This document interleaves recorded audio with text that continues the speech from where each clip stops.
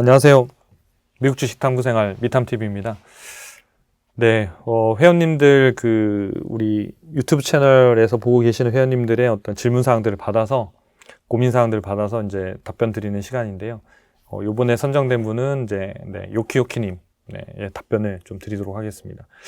ETF들 투자 많이 하고 계신데 이제 아마 좀 안정적으로 뭐 개별 종목들 워낙 변동성도 크다 보니까 아마 ETF들 그냥 일반적인 지수 ETF도 있을 거고 그다음에 종목 ETF도 있을 거고 그러니까 종목을 뭐 몇 배짜리로 하는 ETF도 있을 거고 뭐 넷플릭스 3배짜리도 있고 막 그러더라고요. 그래서 뭐 넷플릭스 하루에 25% 빠졌다 그럼 3배 빠지니까 한 75%, 78%도 하루에 빠질 수 있는 대신 오를 때 그렇게 오르면 이제 화끈한 이런 기업이 ETF 펀드가 되겠죠. 그래서 변동성이 상당히 큰데 변동성을 즐기시는 분들, 뭐 롤러코스터 좋아하시는 분들은 막 2배짜리, 3배짜리를 이제 보통 많이 하시고 그게 아닌 분들은 좀 안정적으로 하실 분들은 뭐 일반적으로 S&P 관련된 ETF나 뭐 나스닥, 뭐 QQQ나 뭐 이런 것들 통해서 많이들 하시고 있는 것 같아요. 그래서 질문은 이러했습니다. 미래 유망한 많이 이렇게 길긴 했었는데 정리해보자면 미래 유망한 ETF 섹터가 어딜까? 그리고 XLV라는 데 투자하고 있는데 미탐TV의 전망한 시각은 어떻습니까? 네, 개인적으로는 ETF에 투자하고 있지는 않아서 개별 종목으로 해서 막 ETF를 막 전부 다 뭐 깨고 있어서 막 ETF 바로 이런 게 좋습니다 할 수는 없어서 일단 좀 살펴봤습니다. ETF도 어차피 섹터로 하든지 테마로 하든지 뭐 지수로 하든지 이런 것들이기 때문에 유행이 자꾸 돌고 도는 것 같아요. 그러니까 이제 뭐냐면 기술주가 쫙 갈 때는 다른 데가 안 가다가 기술주가 빠지고 하면 어떨 땐 고배당주가 쭉 가고 또 안 가면 식음료 관련된 기업들이 쭉 가고 또 헬스케어가 한번 쭉 가고 계속 도는 것 같아요. 그래서 결국은 뭐 지수를 ETF에 하실 거면 그냥 지수를 하셔도 되지 않을까?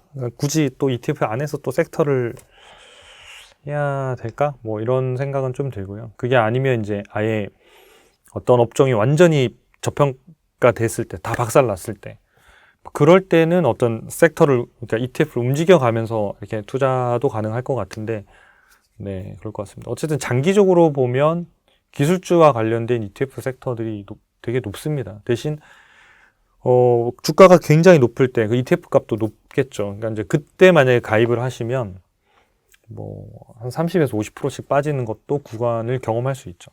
대신 이제 그때 샀더라도 10년이든 15년, 20년든 갖고 있다 그러면 다른 일반적인 식음료 관련된 ETF나 이런 것들보다는 훨씬 수익률은 좋을 겁니다. 대신 아까 말씀드린 그 변동성, 롤러코스터, 가 엄청 심하기 때문에 내가 이 ETF를 사서 10년을 한번 갖고 있어 보겠다. 와, 이 수익률 되게 높은데 과거에 봤더니 근데 10년이 아니라 한두 달 내에 막 그런 막 변동성이 생기고 뭐 ETF가 한 20% 빠지고 이러면 못 가지고 있을 수 있다는 거예요. 그래서 ETF를 선택하실 때는 본인의 어떤 그 투자 성향이나 그런 잘 견딜 수 있는지 변동성에 잘 견딜 수 있는 마음인지 그런 것들도 좀 고려하셔가지고 적절한 ETF를 좀 고르시면 좋을 것 같습니다. 네, 요 질문을 이제 제가 했는데요. 네, 고맙습니다. 뭐 벚꽃이 피었다면서 좋은 시간 보내시라고 했는데 벚꽃이 이제 거의 다 지고 이제 지금은 뭐 다른 꽃들이 한참 피고 있는 것 같습니다. 어쨌든 감사하고요. 미래에 상당적으로 유명한 ETF, 그래서 이제 뭐 이런 건강에 아마 관심이 많을 것 같다. 고령화 추세에. 그래서 XLV, 요거는 이제 헬스케어 섹터의 ETF거든요. 그래서 어떨 것 같냐. 이미 뭐 다 질문하신 분들이 답이 다 있으신 것 같아요. 그래서 사실은 답이 필요할까? 그냥 좋은 것 같아요. 해보세요 하면 끝날 것 같기도 한데 일단은 어떤 판단들은 다 있으신 것 같아요. 말씀하신 대로 헬스케어 섹터나 뭐 제약, 뭐 바이오 이런 쪽들은 성장 산업일 수밖에 없는 것 같아요. 왜냐하면 돈이 많아지면 많아질수록 그리고 지금은 평균 수명들이 계속 길어지고 있기 때문에 평균 수명이 길어지는데 대신 약값은 계속 늘 수밖에 없는 구조를 가지고 있거든요. 고령 쪽에서는. 그렇기 때문에 평균 수명이 늘 때마다 제약 바이오의 어떤 신규 시장이 계속 창출되고 있다고 봐야죠. 신생아는 계속 안 나는데 이제 고령은 계속 가고 있는 상황이 되니까 바이오나 제약은 성장할 수밖에 없는 그런 게 있고요. 또 하나는 돈보다 더 중요한 게 건강이잖아요. 그러니까 돈이 있고 먹고 살만한데 예를 들어서 뭐 한 1억을 투자하면 살 수 있는데 난 1억을 그러니까 없으면 어쩔 수 없죠. 근데 나는 1억이 아니라 충분히 있는데 이 1억을 안 쓰고 나는 갈 거야. 이런 분들은 많지 않으시거든요. 그래서 그런 부분에 대해서는 돈을 충분히 많이 쓸 수 있기 때문에 장기적으로도 아마 좋은 섹터가 분명히 될 것 같습니다. 네. 그래서 ETF 수익률을 좀 비교를 제가 해봤는데요. 그 말씀하신 이제 XLV 헬스케어 섹터, 그 다음에 요게 이제 5년 동안에 이제 이제 5년 동안에 요 ETF를 사서 보유했을 때 수익률이에요. 그 다음에 제가 이제 나머지 세 개를 좀 비교를 했거든요. 그 XLV가 이제 질문해 주신 거고, 그 다음에 스파이. 요 스파이 되게 유명하잖아요. 그렇죠? S&P 500 ETF 지수로 되게 유명하고, 그 다음에 QQQ, 네, 나스닥 100 ETF. 그 다음에 이건 배당주, 배당 성장과 관련된 ETF가 뭐 많아요. 이렇게 운영하는 운용사 이름에 따라서 ETF 이름이 다 다른데 하나를 골라왔습니다. 그래서 DG, 네, RW, 뭐 배당 성장, 네, 디비던드 그로스 뭐 이런 거죠. 그래서 배당 성장 ETF 이렇게 해서 수익률을 쭉 그려봤더니 맨 위에 있는 애 노란색이 1등, 네, 그 다음에 2, 3, 4등은 거의 비슷. 그래서 누적 수익률로 봤더니 자, XLV 헬스케어가 103%, S&P가 103%, 그 다음에, 배당 성장이 98%, 그 다음에 QQQ, 나스닥이 165%. 요거로만 보면 5년 동안에 나스닥이 165% 제일 좋은 거죠. 근데 아까 말씀드린 대로, 만약 여기 샀다면, 여기 샀다고 하면 요 분들은 시작하자마자 뭐 수익률이 여기가 한 200, 뭐 한 10% 여기에서 150까지 떨어지는 셈이 되니까, 한 30% 정도 빠진 셈이 되는 거거든요. 그리고 나서 이걸 회복을 해야 되는 거고, 여기 있는 분들은 수익률 하락폭이 뭐 한 20% 가까이 되겠네요. 그래도 여기도. 네, 여기도 한 20%는 되겠네요. 그런 정도의 변동성이 있고, 그러니까 이 차트 자체를 로그 차트로 그려놔야 이 변동이 좀 덜한데, 이게 50, 100, 150, 200 그러니까 훨씬 더 많이 오르고 훨씬 더 많이 떨어져 보이거든요. 근데 비율로 그리면 그렇지 않거든요. 왜냐면 여기서 보시면 50에서 100 요게 2배잖아요. 그럼 100에서 200도 2배가 요 같은 칸이 돼야지 이게 변동성이 좀 덜하게 보일 텐데, 어쨌든 대부분의 차트는 이렇게 그려져 있습니다. 그래서 때로는 로그 차트로 보는 게 좋을 때도 있습니다. 그래서 결론적으로 보면 이제 좀 뭐랄까요, 그냥 헬스케어 섹터를 사나 S&P를 사나 배당 성장주 ETF를 사나 큰 차이가 수익률에는 없었다.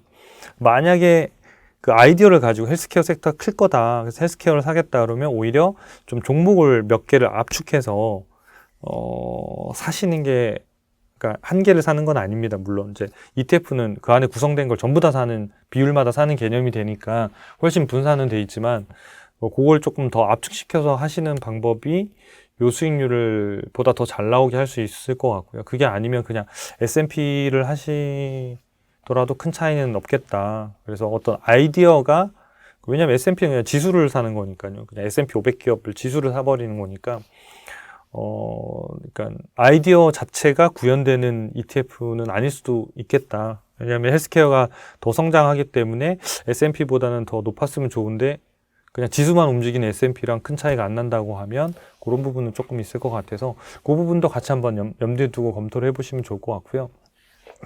그래서 이 XLV ETF의 보유 종목 상위 10개를 좀 찾아봤더니 얘네들이에요. 얘네들.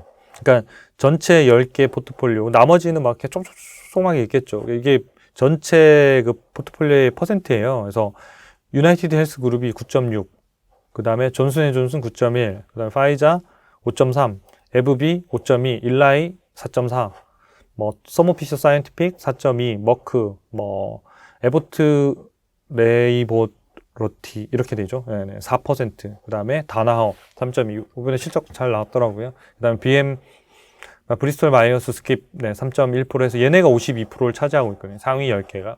그러니까 결국은 이제 이 종목들이 각각 개별로 얼마 오르느냐 곱하기 이 비율만큼의 이제 수익률이 나오는 거기 때문에 얘네들이 10개가 이제 주요한 이제 ETF의 수익률을 결정하는 데 굉장히 중요한 거겠죠. 그래서 여기에서 내가 만약 고른다. 이 중에서도 더 좋고 더 싼 거를 몇 개를 더 골라서 동일한 비중으로 사면 얘하고 내 개인적으로 만드는 ETF가 되겠죠.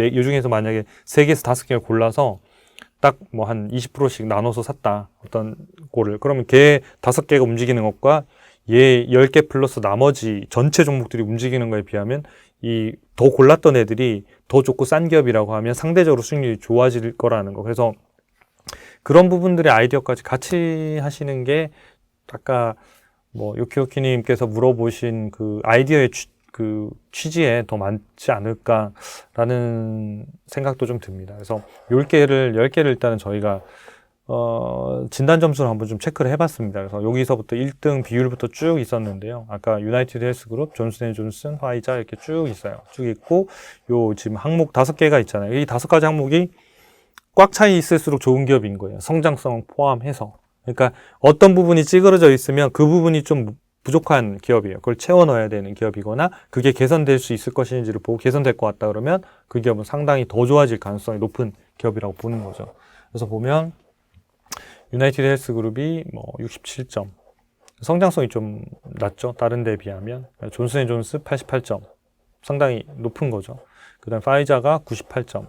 그 다음에 에브비가 77점. 일라이릴리가 뭐 79점. 나머지도 다 뭐 굉장히 높아요. 왜냐하면 여기서 지금 점수가 제일 낮은 기업이 74점이네요. 74점인데 서운피셔 사이언티픽하고 안 맞네. 여기 70점이 있네요. 네, 브리스톨 마이어스킵이 70점인데 얘가 미국 기업 전체 6,200개 중에 776등이에요. 상위 12%. 네. 그러니까 상위 12% 안에 다 들어가고 있는 기업들을 그냥 고른 거예요. 다 고른 거기 때문에 굉장히 좋은 기업들로만 구성이 된 거예요. 그러면 여러분들이 만약에 저한테 만약에 구성을 해봐라 그러면 저는 이 점수 높은 순으로 고를 것 같아요. 만약에 파이자, 뭐 존슨앤존슨, 머크, 네, 일라이 릴리 뭐 이 정도네요. 뭐 다나허 요 정도 5개를 딱 꾸린 것과 이 XLV를 전체를 보유하고 있거나 10개를 보유하면 비교하고 수익률을 하면 이게 점수가 높은 애들이 더 좋게 아마 나올 겁니다. 저희가 실제로 테스팅을 해보면 진단 점수를 가지고 이게 순위를 그룹을 나눠서 저희가 테스팅을, 그러니까 지금 진단 점수가 높은 애들 순으로 해서 점수를 매겨서 그룹을 쌓고 6개월 후에 수익률을 추적해보면 그 순서대로 나오거든요. 그래서 실제로 약 저희가 테스트했을 때 85점인가, 기억이 정확하게 안 나요. 80점인지 85점인지 이상 기록한 기업들을 그냥 쉽게 인덱스로 묶어서, 그러니까 ETF처럼 묶어가지고 수익률을 또 동일한 비중으로 샀다고 치고 6개월을 하면 대략 한 13% 정도 수익률이 나오거든요.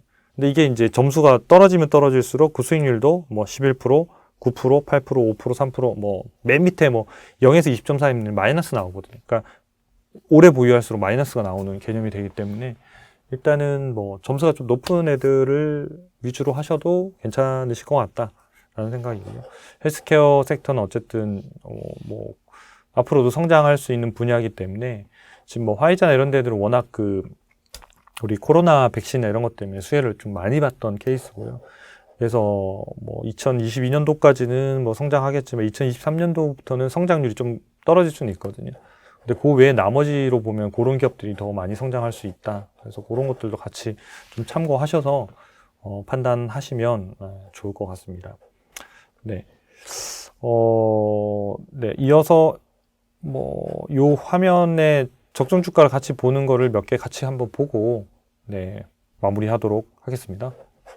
네, 이어서 이제 사이트에서 좀 봐드릴게요. 초이스탁 US 사이트에 들어오셔가지고 제가 일단 제약주 화이자를 검색을 했습니다. 아까 점수가 제일 높았던 화이자를 보면 98점이고 일단은 좋은데 가격도 좀 싸야지 좋은 거거든요. 그래서 이 적정 주가 부분을 보면 네, 77달러인데 지금 네, 상당히 낮게 지금 거래가 되고 있죠. 그래서 요럴 때는 이제 편입이 돼 있으면 향후에 뭐 좋은 이제 그런 형태들을 좀 보일 수 있겠죠. 그럼 두 번째 기업이 이제 존슨앤존슨이었거든요. 제가 한번 쳐보겠습니다. 존슨앤존슨. 네. 88점 되게 높죠. 그래서 진단 점수 눌러보면 아까 이 그래프인데 네, 성장성도 3점이고 뭐 수익성 5점이 굉장히 높아요. 존슨앤존슨 되게 이름만 들으면 뭐 오래된 기업이기 때문에 되게 별로 성장 안 할 것 같은데 미국 전체 기업들 중에 지금 48위예요. 어마어마하게 높은 거죠. 올해 예상 매출액이 6%, 이익이 영업이익은 한 39% 정도 늘어날 걸로 예상이 됩니다. 그래서 괜찮은 편이고요. 그래서 여기서 이제 적정 주가를 좀 살펴보면 네. 지금은 이제 적정 가격보다 살짝 높아 있는 가격이네요. 그러니까 요 부분에서 고평가돼 있다가 적정가 근처에서 또 반등, 요때가 이제 제일 쌀 때네요. 적정가보다 낮게 거래되다가 지금은 꾸준히 지금 올라가면서 이제 주가가 좋은 흐름으로 지금 가고 있는 이런 케이스거든요. 그래서 이렇게 좀 볼 수 있을 것 같고, 아까 이제 유나이티드 헬스 그룹이 아마 아까 XLV에서 ETF에서 제일 많이 보유하고 있는 상위였거든요. 그래서 67점인데 현재 보면 여기 성장성이 좀 낮은 걸로 나오고 있습니다. 성장성이 다른 기업에 비하면 조금 상대적으로 낮고, 적정 주가를 보면 현재는 이렇게 적정 가격이 이제 실적이 좋아지면서 올라가고 있습니다만은 조금은 이제 다른 아까 제약주에 비하면 조금 더 가격에 프리미엄이 붙어서 고평가돼서 거래되고 있는 그런 상황들입니다. 그래서 전체적으로 만약에 ETF를 하면 뭐 걱정 없이 헬스케어를 뭐 하나 가져간다라는 개념이 있을 거고요. 그게 아니라 뭐 헬스케어에서 뭔가를 좀 골라서 하겠다. 그러니까 만약에 이런 거죠. ETF에 내가 만약에 뭐 얼마를 쓰실지 모르겠지만 예를 들어서 뭐 500이라는 금액을 뭐 500만 원을 만약에 ETF를 사려고 했다. 그러면 아까 말씀드린 진단 점수 높고 가격도 그렇게 높지 않은 5개를 100만 원씩 사서 500만 원으로 딱 구성한 것과 나중에 이제 ETF하고 비교해 봤을 때 어떤 게 더 좋냐 그러면 그것도 실험해 보면 좋겠네요. 뭐 다음에 이런 실험실도 한번 해볼까요?